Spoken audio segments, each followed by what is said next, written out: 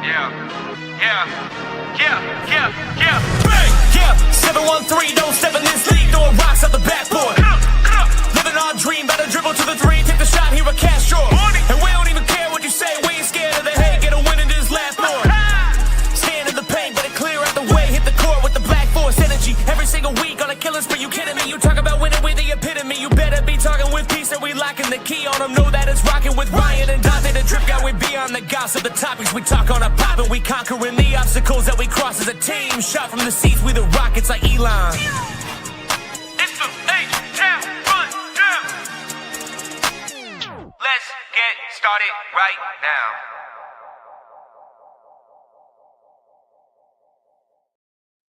Hey everybody, this is Preston with H-Town Rundown, Houston Rockets basketball podcast, and unfortunately we're flying solo today, so here we are. Hopefully you guys can hear me a little better now. But we chilling, we vibing, and we are ready to go. So last time we were here, actually make sure to follow the H-Town Rundown at the H-Town Rundown on YouTube as well as X, and the Twitter account at the HTRD. Make sure you follow us all around. Follow me at _GAWD as well on X as well as Instagram and TikTok.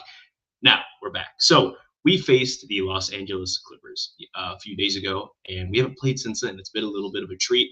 However, in the game against the Clippers, not too bad. Not too bad. This was a close game. Thank you, Amen Thompson, by the way, for a quick little tip in. We ended up winning this game 115-113. Thankfully, to Amen Thompson's athleticism, a way to get that rebound, much needed rebound from our guys. And it was more or less a bit of a slow night all around. Not great shooting percentages when we look at the box score here. KD 36, looking at Şengün went 9-22. Everybody else, 43, 40, 44, acceptable. I'm going back to look at the 3-point percentage, right? We were taking good looks. Nobody forcing too much, nothing too crazy, just not hitting on the attempts we wanted. We only made 12 threes this game, right? However, we kept the 3-point attempts close. That was what we like to see, was the Clippers 38 to our 34. That's pretty huge, especially for a team that doesn't take very many threes in the Houston Rockets. Very important to keep those 3-point attempts fairly close. We did better than normal in the free throw rate, though, as compared to for the Houston Rockets. Can't ever shoot these free throws. We hit 17 out of 21, right? Huge. And again, Amen Thompson and one. Thank you, Chris Dunn. Huge points here. And then looking at it all around, right? I want to talk about Amen Thompson for a little bit longer. 29-8. Had a steal. Huge play at the end of the game. Brent Şengün missed the shot, little layup, missed it, and then come flying out of nowhere, got the little tip in, and one foul, right? But back to Amen Thompson. He went 8 of 9 from the field, inside the 2-point range. Threes, he didn't make a single three, so 8 of 12 overall, but we're not even worried about that. Went 4 of 4 from the free throw line, and that's where he's making it up. We talk about great players and things that they need to do to be better, to be great. And hitting these free throws are the things that you absolutely need to do. So thank you, Amen Thompson.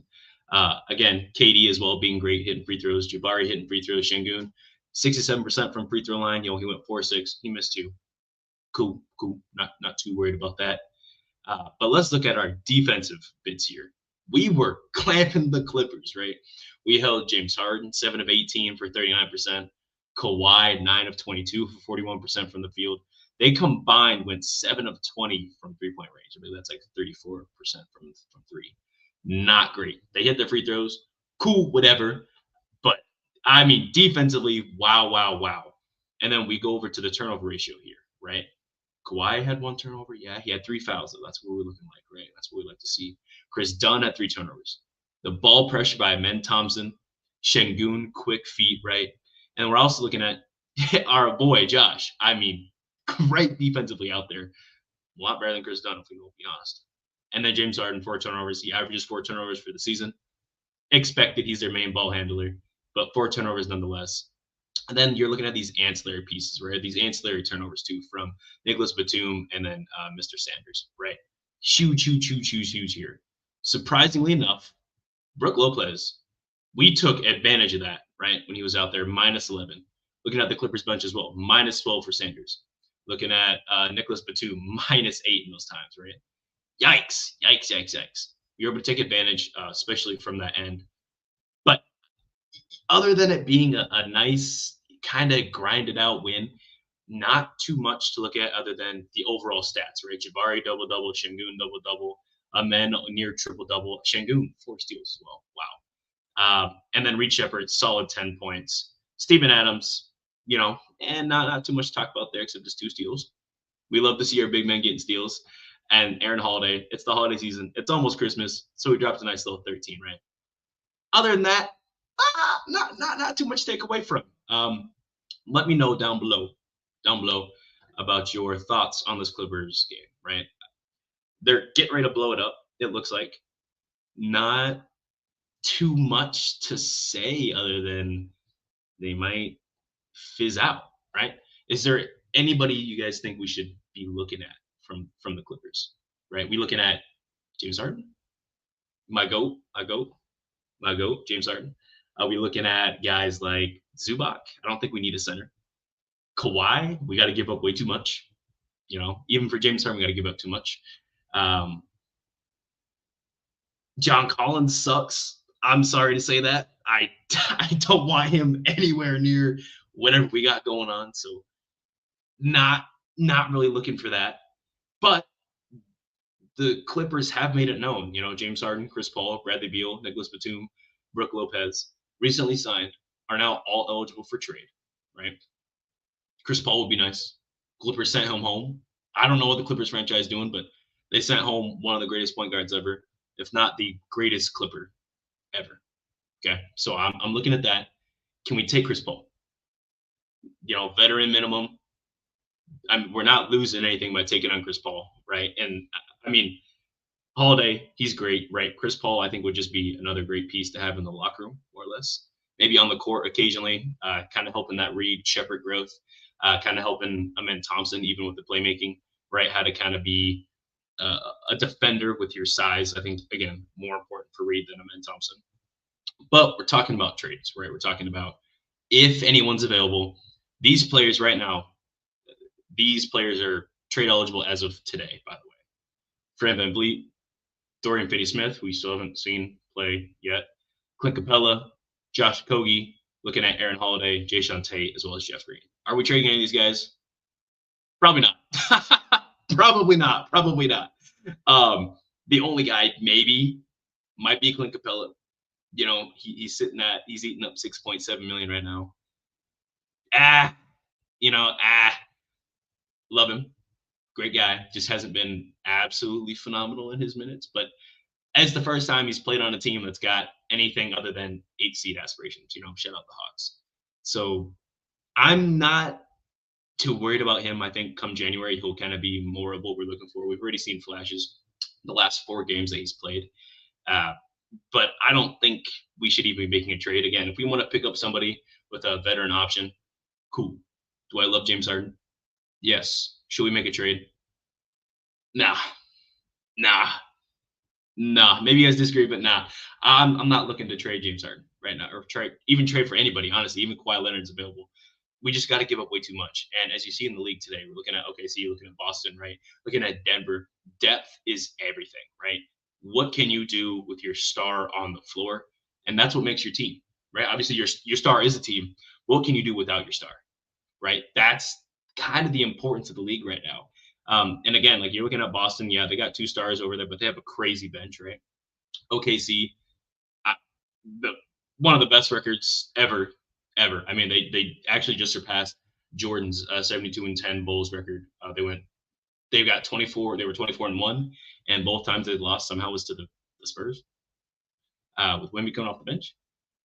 But we'll talk about that later, at a later date. It just OKC is pretty good, and then again, so Boston, Denver, and OKC, right? Huge depth. Houston is right in that mix, right? We've got a lot of depth, and I mean, even the Pacers when Tyrese Haliburton was there, a lot of depth, a lot of depth. These teams that don't have depth, that rely heavily on their 2 stars, they're not winning you anything, right? It's not the 90s, it's not the 2000s. not 2010s even, right? They're just not winning much these days, right? Looking at the Milwaukee Bucks, even with Giannis, they were the ninth seed. Yikes, that's incredible, right? The Bulls had a better record with Giannis on the court.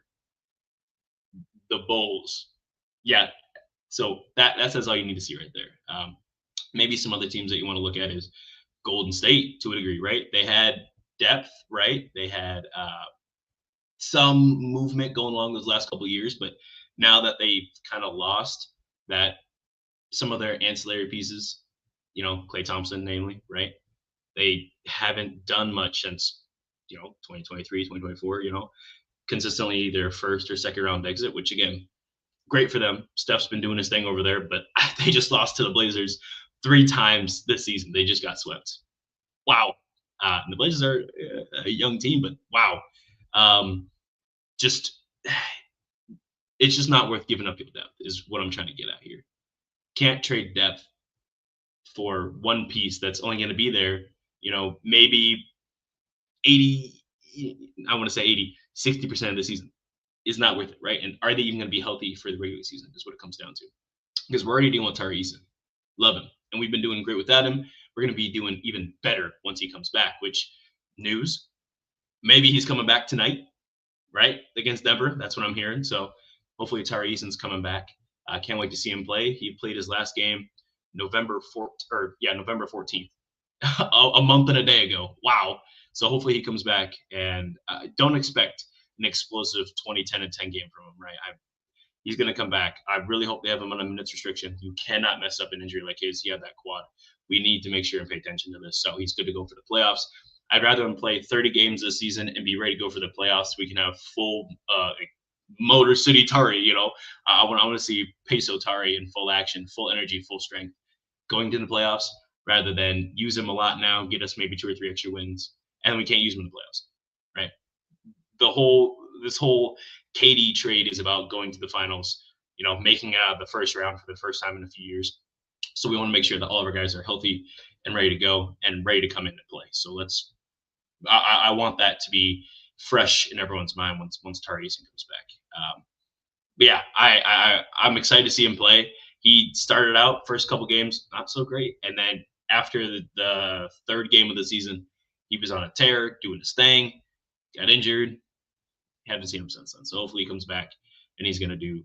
I believe in Tari. He's great, especially when he's on the court. Him and Amen Thompson. I mean, wow. And look at it. Houston, the Rockets are the 3rd seed, right? We're 16-6 right now, and we haven't been healthy all season, right? Still missing Fred VanVleet, right? Tari Eason's been in and out of the lineup. Haven't even seen Dorian Finney-Smith. This team, and we've missed KD for a couple games, right? We missed Şengün a couple games, right? This could be one of the best teams going forward. Hopefully, maybe once everyone comes back. But more or less, I would like to see. Who would you like to see, right? You guys ready to see Dorian Finney-Smith in that 3-point shooting that he comes back with, or are you trying to see how Fred VanVleet comes back into the lineup, starting lineup, the bench? I don't know what he comes back to. I mean, he's currently eating up $25 million with an implied no trade clause. So, and we know he may not trade his best friend. So, we'll see what happens with all that. But I'm just looking at it, and I'm not seeing a way we make this trade for anybody, right? And when the Clippers do decide to blow it up, because they're saying that, we don't have anybody yet. There's no right price for James Harden or Kawhi. They're ready to go, right? Everyone's asking about him. They just haven't found the right price yet, and the price is going to keep getting lower and lower until it reaches a certain point. Once it gets to that certain point, they're going to give it away, right? The Bucks are looking to make a trade. Kawhi's probably going to go there, if anything. James Harden, probably a Timberwolf, right? James Harden's out tonight against the Wolves, and Rudy Gobert's out tonight as well. So that's probably going to be the big piece right there, pairing James Harden up with Anthony Edwards, and moving to Minnesota, which is just right up north of Iowa. Shout out me. And I think that's going to be a good pair, but how does that shake up the league, right? How does James Harden going to the Minnesota Timberwolves affect the league? They get a huge playmaker, right? A guy that can literally do it all, right? Steals, playmaking, scoring, 3-point shooting. one of the greatest to ever do it, right? Third greatest shooting guard of all time, greatest combo guard of all time. Next to Anthony Edwards, kind of takes all of the pressure off of Edwards, and he's going to play with more space than he's probably ever had in his career. But defensively, again, you're trading away Rudy Gobert, and you have Julius Randle to back you up. and what, you're going to start Nas at that point? Again, Nas is great. I think he's the best, still the best. Let me take it back. Second best. Shout out Steven Adams. Second best backup big in the league. You can't start him, right? Not consistently anyway, right? Because then you lose that depth. And that's what we just talked about, is depth, right? You're trading for James Harden. You're going to lose depth. If anything, I think that this might be a hot take. I'm saying it out loud. I'm thinking about it. The Wolves might get worse with James Harden. Not that they are worse off on paper, but you need defense, right? And I love James Harden. Don't get me wrong, man. I love me some James Harden. But wow. I don't know. I'm not really looking forward to shaking up the league in a way that's going to mess up, or maybe even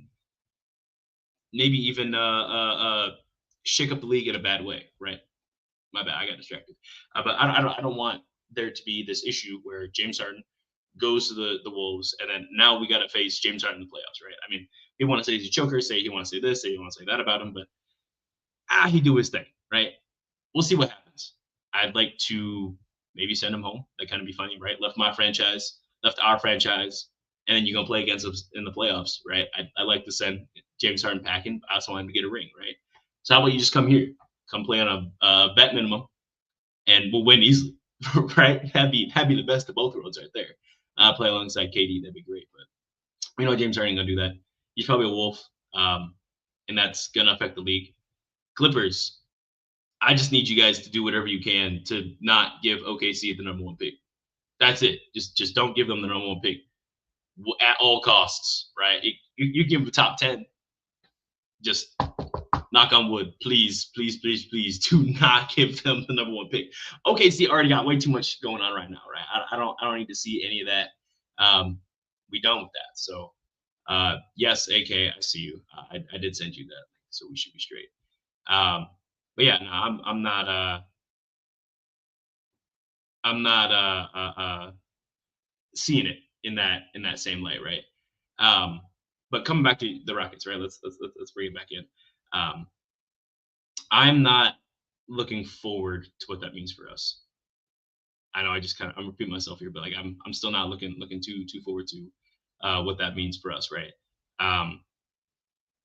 Defensively, yikes. Clippers taken out of it, which is like, again, that's great. That's one less team, but again, that offensive power to the Wolves is just that's going to be insane. And then as for Kawhi, like I said, he's probably going to the Bucks. That's where I put my money on it. I don't know. I don't think Jordan Poole is going to be. I think Jordan Poole might be a Clipper, right? I got a feeling the franchise the Pelicans have made it clear that they are going to trade Jordan Poole, right? Regardless of how he's played, he's probably going away. I think he's a Clipper. I see it. It makes sense. But that's probably where it ends, right about there. So, 1 second, folks. We're going to take a little break, and we will come back in just a few minutes. All right.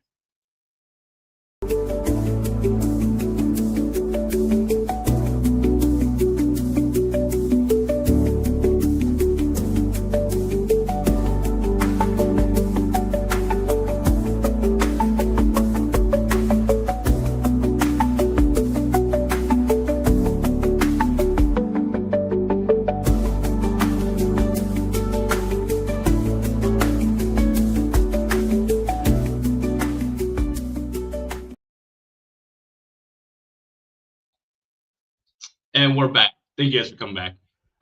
So yeah, leaving off with where James Harden was at and everything like that, but we're done with that, right? Let's just move on to the final bit of the podcast here. And we're going to talk about the Denver Nuggets versus the Houston Rockets. Looking at it this way, the Houston Rockets are set to face them today at, they say at 9:30 ET, right? Otherwise, we're looking at 8:30 CST, #Iowa. And I think it'll be a fun game, right? Last time we faced the Nuggets, Jamal Murray went crazy. And we've lost them actually 3 straight times, right? Going back to last year, and March back-to-back in April. So March, April, and then we just lost them November 21st.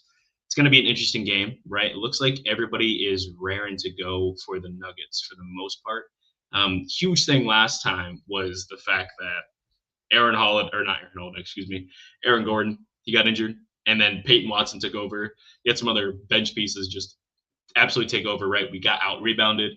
They shot better from the field than us. So the big three things for us is just going to be the same thing as usual, right?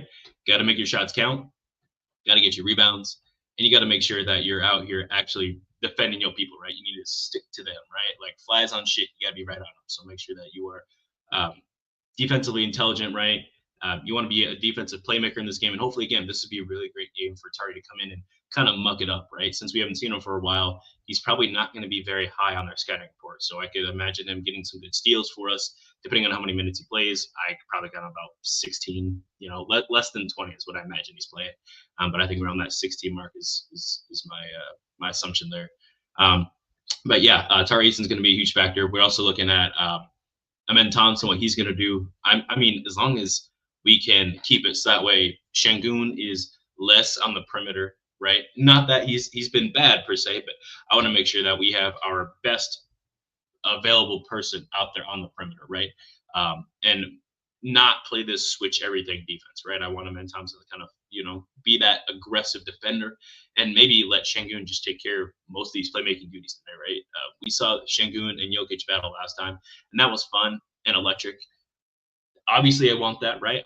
I'm all for whatever sells, right? We know Şengün and Jokic, that sells tickets, that sells jerseys, that brings in a lot of money, but that's not what it's about, right? It's about getting the win. And beating the Nuggets, especially right now, is absolutely huge for us, right? We're currently the 3rd seed, they're the 4th seed. This puts more separation between us, right? I don't want to go 16-7. I want to be 17-6. So let's make sure we get this win here. How much are we winning by? Great question. I think this game is going to come down to, looking at the last couple games here, right?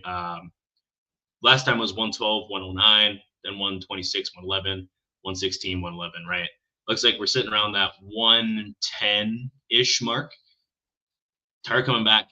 I imagine we're probably going to be sitting about that, right? Probably 114, but we have to hold this high power offense low, right? If they're scoring 120, we're probably losing. So I got used to winning, right? I'm a Houston Rocket guy. Some propaganda for us. Shout out to AK. But yeah, I'd say probably 114 to 109. All right, 5-point win, very close, wire to wire. But yeah, make sure we're being defensively smart, right? Sticking to our dude, making our shots at the end of the day, right? I'm talking about those little bunnies, Şengün. You can make them. I know you can. So as long as we're making them, we'll be completely fine. And then, yeah, make sure we get those damn rebounds. If we're running double big out there, we need to make sure we're getting those rebounds, right? That's what it comes down to. So this has been the H-Town Rundown, Houston Rockets Basketball Podcast. I know it's a little short today, so thank you for bearing with me. But yeah, this has been the podcast. Make sure to follow us at the HTRD on X, as well as at the H-Town Rundown on TikTok, as well as YouTube. Make sure you go like and subscribe. Hit the little bell so you can make sure to join us, like everybody else up here. Appreciate all of you joining us. And then go to the website as well, the htownrundown.org. Check us out there. You can see everything we got. And then you can follow me at @GAWD on X, as well as Instagram and YouTube, as well as TikTok, man. Check it all out. Thank you guys for watching, thank you guys for listening, and we will see you guys next time. Have a good time.